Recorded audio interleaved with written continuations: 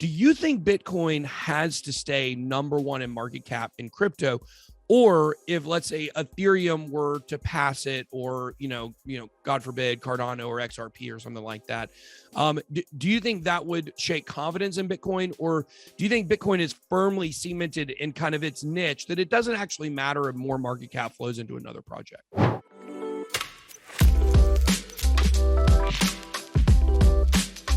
Welcome to Dream Richer. There's a massive debate in crypto that is yet to be resolved. Investors from Raoul Pal to Kevin O'Leary have oftentimes touched base on this controversial topic. The debate is Bitcoin versus Ethereum, with both coins standing as the two biggest giants in crypto when it comes to their market cap. Both have attracted skeptics and radical fans of their own. Bitcoin maximalists are quick to point out the flaws in Ethereum, while Ethereum maximalists criticize Bitcoin for lagging behind in technological advancements. Today, the well-known and billionaire investor Michael Saylor unravels this controversial topic. As he sees it, Bitcoin is the apex property, which cannot be taken away because of the decentralized protocol it currently sits on, unlike Ethereum. Bitcoin is digital gold, while Ethereum is a decentralized computing platform for creating other decentralized applications, such as automated market makers, NFTs, exchanges, currencies, and so much more. Bitcoin's widespread adoption and resistance to change is its main selling point. By the end of this video, Mr. Saylor boldly shows his current standing on other crypto coins beside Bitcoin. If you find the video helpful, then don't forget to subscribe. Let's get right into it. Yeah, I think Bitcoin's crossed the event horizon. That is, it is universally acknowledged digital property, and the use case for digital property is certainly $100 trillion type market. And if you want digital property, you want something with a protocol that is so stable that 100 years from now, you don't expect any change. Even 1,000 years from now, you don't expect to change. I surveyed my Twitter followers, and on average, they think Bitcoin will be around for 3,800 years. You want something which is a firm foundation that is not changing. And Bitcoin is really perfect for what it is. Ultimately, I don't really think it makes sense to compare market caps to come to the conclusion. And even on a liquidity level, I don't think it matters that much. Like, for example, let's take Tether or a stable coin. They trade massive amount every day. If you go and you look, like, For sure. Yeah, $40 billion a day.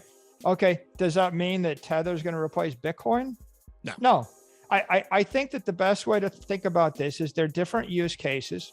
Do you have a digital exchange? Do you have digital art? Do you have a digital currency? Do you have a digital property? Bitcoin is digital property. It's not digital art. It's not a digital currency. A currency needs to be a medium of exchange you can transmit without a tax obligation in a compliant fashion. Otherwise, it's not a currency. Ethereum maximalists argue that it can do everything that Bitcoin can, and so much more. This is because Ethereum is a computing platform where a new era of automated financial applications are being built. The ultimate goal of Ether is to connect the global economy on a trustless and decentralized blockchain.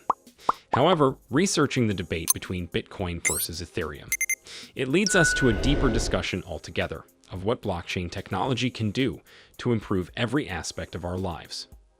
It's essential to understand that Bitcoin and Ethereum are fundamentally different ideas, where Bitcoin is a store of value, while Ethereum is a programmable platform. The backbone of Ethereum and Bitcoin are the same, however. Both of these cryptos run on blockchain technology to secure its network.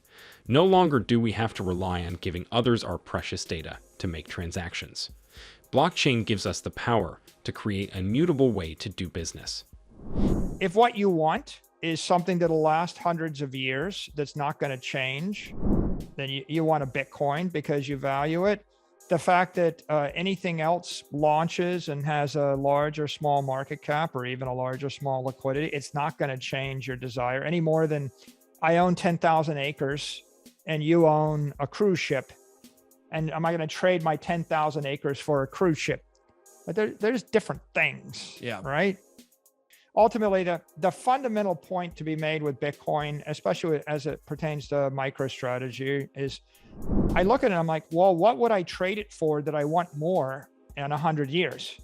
Like if your time horizon is 100 years, I wouldn't trade it for a stock in any company. I mean, you could give me Apple. I don't want Apple. I don't want Google, right? I don't want a building. I don't want a fleet of trucks. I don't want a bunch of diamonds. I don't want a stack of gold. It sounds like a country song. I like it. I don't want currency, right? I don't, you could give me all the Picassos in the world. I don't want them. Like I respect them. Fine.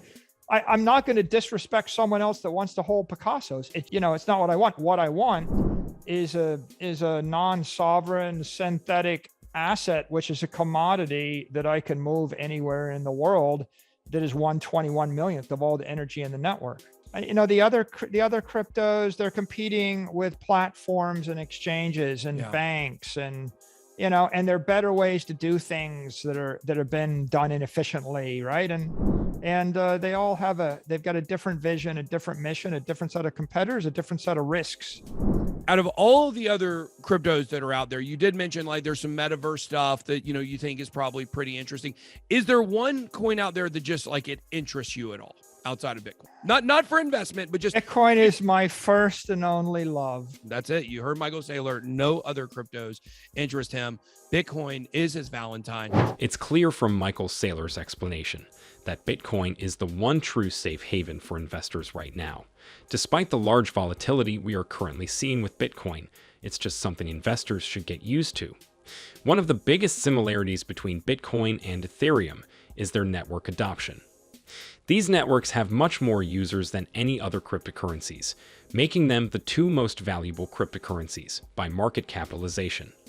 While Bitcoin has more institutional adoption, Ethereum has a larger active user base and transacts far more volume than Bitcoin on a daily basis. Both cryptocurrencies have widespread adoption, so these networks should have strong staying power as the blockchain industry matures. Do you agree with Michael Saylor's opinion? Will Bitcoin always outcompete other crypto coins, including Ethereum? To learn more about the latest crypto news, watch these videos here.